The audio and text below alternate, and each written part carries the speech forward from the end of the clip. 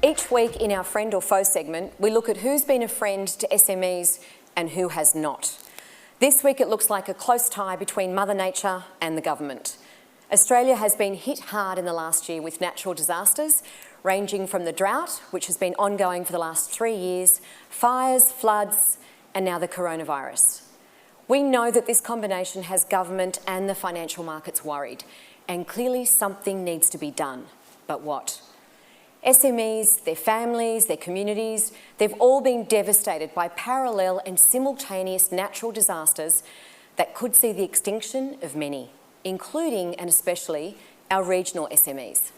Joining me today for our Friend or Foe segment is Kerry Chikarovski, Director and Founder of Chikarovski and Associates and former leader of the New South Wales Liberal Party. Thanks for joining us, Kerry. Pleasure. This is a hard subject. Friend or Foe has been set up specifically to discuss who's getting it right and who's getting it wrong. And to all the SME community, or most of it, it looks like government's really dropped the ball. Well, I think the foe in this circumstances is really the four things you mentioned. The combination of drought, fire, flood, and now coronavirus. That's a combination that no one would have anticipated. So I think that's what's really hitting the small business community. The response from government, I think, has been pretty good. I don't think it's been outstanding, but I think it's been pretty good. And I think the government is focused on trying to get the help to the people in the regions in particular who need it most. I mean, for example, in relation to the coronavirus, they're looking at what they can do for tourism, far north Queensland, regional New South Wales, regional Victoria, to try and support those businesses through what is clearly a very, very severe impact. But what we've got on the one hand is the impact that has happened. Mm-hmm. Whether you're talking about droughts or fire or flood or now the coronavirus, there's an impact that has happened.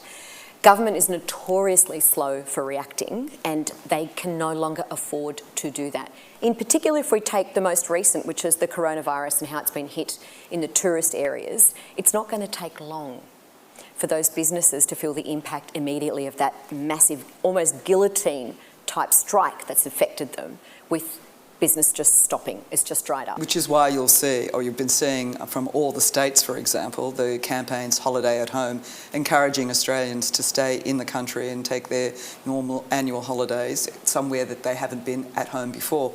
Probably not a hard ask at the moment because a lot of people don't want to take their normal holidays to Asia, so you know they will stay home. Do you think this will bring us closer together in terms of taking away the bureaucratic appearance of government and really seeing them as being in a leadership role? I don't think so. I don't feel like that. But you might be the advocate on the other way. Well, I actually think governments have shown quite strong leadership across the board with all the dramas we've had. I know that there are people who, for example, in drought-affected areas who feel the government should have put more money in, and I absolutely agree. Decades ago. Well, and I agree that... Let's highlight that again, decades ago. And look, I agree. I mean, I've had a conversation with you previously about the fact that we should have had dams starting to be built in the late 90s, but because of the political situation at the time, we couldn't get it done. I would suggest now that those discussions, which are also taking place again, they will come to fruition and we'll start to see, at least not drought, we can't drought proof, but we can actually make sure that we have a better ability to cope with drought if we put some dams in.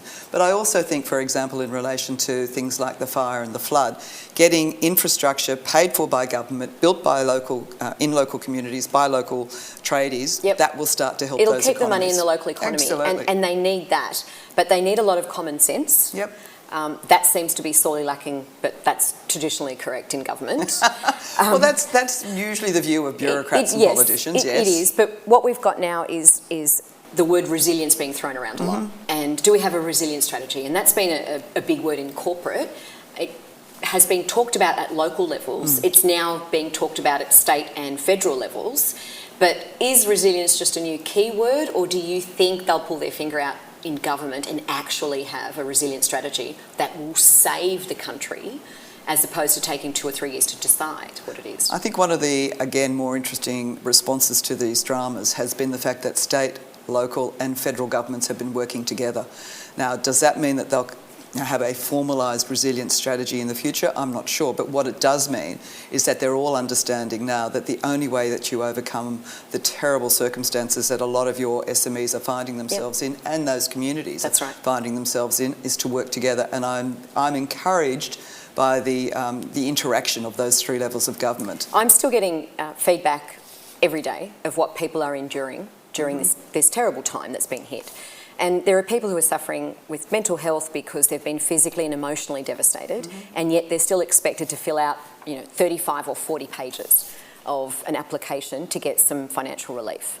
Seriously, when is government going to realise that their number one factor can't be who's going to rort the system, it has to be who do they need to help for the system. Someone is always going to rort every single system, but you can't expect people who've lost everything to fill out 40 or 50 pages of an application. Well, I'd like you to give me those examples to take to the Prime Minister, because I know personally that the Prime Minister has said he wants to get money into those communities as quickly as possible.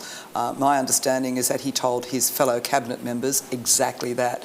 So if that's happening, then I think it needs to be... We've gone online and we've downloaded those applications. Well, can you actually send them to me, and I'll make sure they get to the Prime Minister's office? And this is what Friend or Foe is all about. Yeah, but I do think we need to be conscious of the fact that there does need to be a process. We've seen on previous occasions where governments have provided stimulus to the economy, and dare I mention the word pink bats. Yep, and they got it really wrong. They got it wrong. So we have to make sure that we get it right, that the people who are needing the assistance are getting it, but complicating it too much to make it too hard for them to get that assistance, that's not what the Prime Minister wants. We've got two extremes. We've got a pink bat scenario that happened a long time ago that was rolled out irresponsibly and to a devastating effect in itself.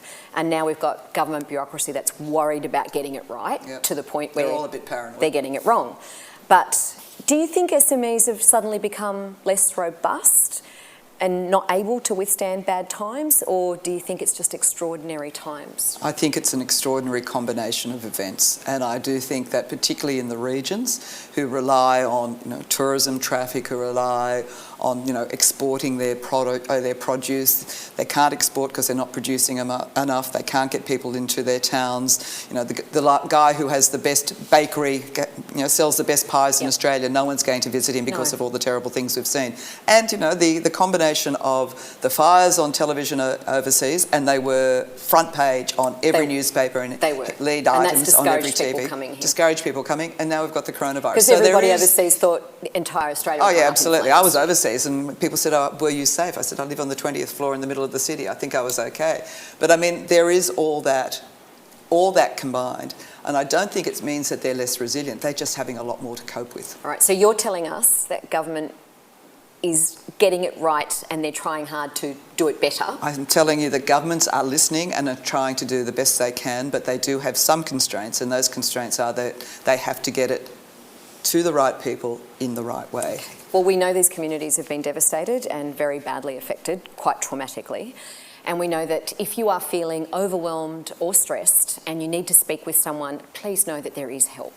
You can go to lifeline.org.au or you can call 131114. Thank you very much for joining us, Kerry. I hope we get you back on Friend or Foe so we can find out exactly who is friend or foe. Thanks for having me. Thanks.